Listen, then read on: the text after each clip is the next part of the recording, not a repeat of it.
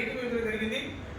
అదేవిధంగా కేంద్ర ప్రభుత్వం యొక్క వైఖరిని ఎస్సీ వర్గీకరణ అంశం మీద కేంద్ర ప్రభుత్వం యొక్క వైఖరిని విరమించుకోవాలని చెప్పేసి మేము డిమాండ్ చేస్తున్నాం.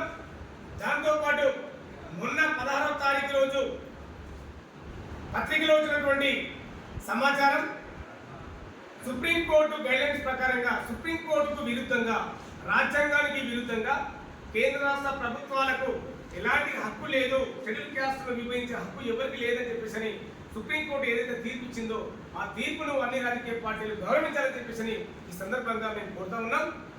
మరి అంతేకాకుండా కేంద్ర ప్రభుత్వానికి షెడ్యూల్ క్యాస్ట్ మీద వాళ్ళకు ప్రేమ ఉంటే వారి యొక్క అభివృద్ధి కోసం ప్రత్యేకమైన బడ్జెట్ను కేటాయించాలని చెప్పేసి మేము కేంద్ర ప్రభుత్వాన్ని మేము డిమాండ్ చేస్తున్నాం.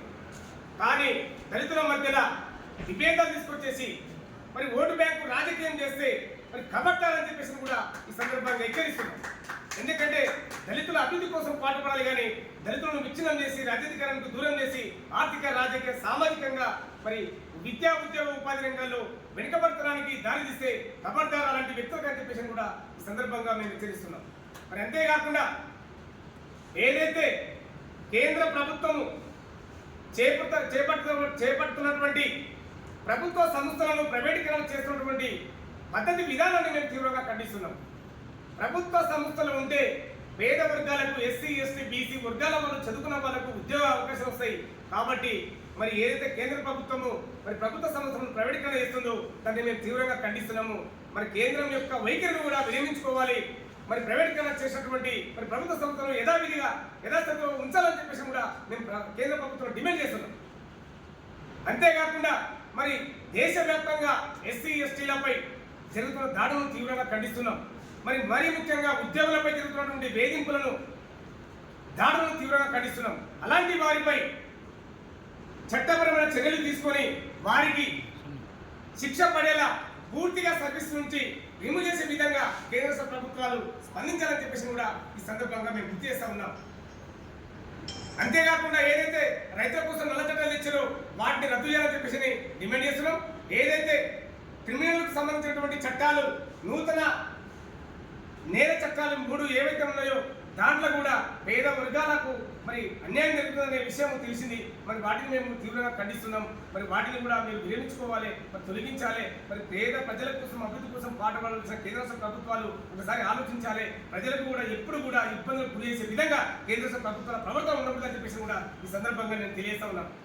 అదేవిధంగా తెలంగాణ రాష్ట్రంలో ఉన్నటువంటి మానలకు హైదరాబాద్ నగరంలో 5 ఎకరాల భూమిని కేటాయించి 20 కోట్ల రూపాయలతో మరి మన రాష్ట్ర ప్రభుత్వము మన మాల భవనాన్ని నిర్మించాలని చెప్పేసి మరి తెలంగాణ రాష్ట్ర ప్రభుత్వానికి మేము విజ్ఞప్తి చేస్తున్నాం, డిమాండ్ చేస్తున్నాం. దాంతోపాటు లోయర్ ట్యాంక్మెంట్లో ఉన్నటువంటి అంబేద్కర్ భవనాన్ని పునర్నిర్మాణం వెంటనే ప్రారంభించాలని చెప్పేసి కూడా మేము ప్రభుత్వానికి విజ్ఞప్తి చేస్తున్నాం. మరి దాంతోపాటు భాగ్యరెడ్డి వర్మ గారి కాల్స విగ్రహాన్ని మరి ట్యాంక్ బండ్పై నిర్మించాలని చెప్పి ఏర్పాటు చేయాలని చెప్పేసి కూడా మేము ఈ సందర్భంగా మేము గుర్తు చేస్తా ఉన్నాం. దాంతోపాటు పివి రావు గారి విగ్రహాన్ని కూడా ట్యాంక్ బండ్పై ఏర్పాటు చేయాలని చెప్పేసి కూడా మేము ఈ సందర్భంగా డిమాండ్ చేస్తున్నాం. మరి అంతేకాకుండా ఏదైతే వార్షిక ఆదాయం మరి ఈటీఎస్ వరకు 8 లక్షల వరకు పెంచారో అదేవిధంగా ఎస్సీ ఎస్టీ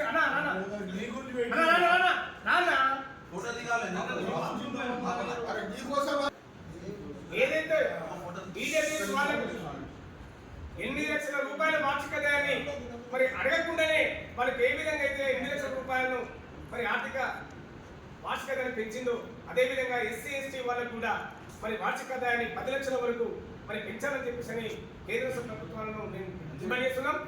అదేవిధంగా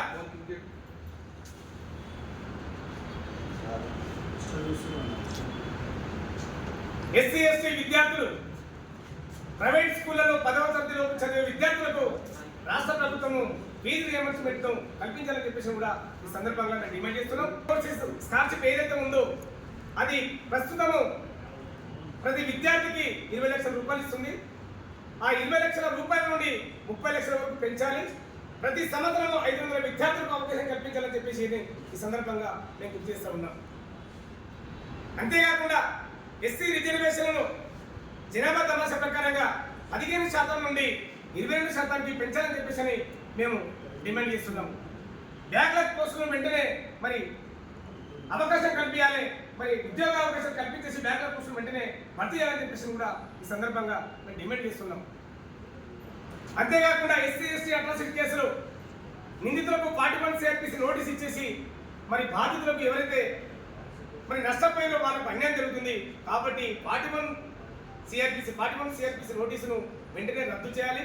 ఎవరైతే మరి నిందితులు ఉంటారో వాళ్ళని వెంటనే అరెస్ట్ చేయాలని చెప్పేసి కూడా ఈ సందర్భంగా నేను గుర్తిస్తున్నాను. అదేవిధంగా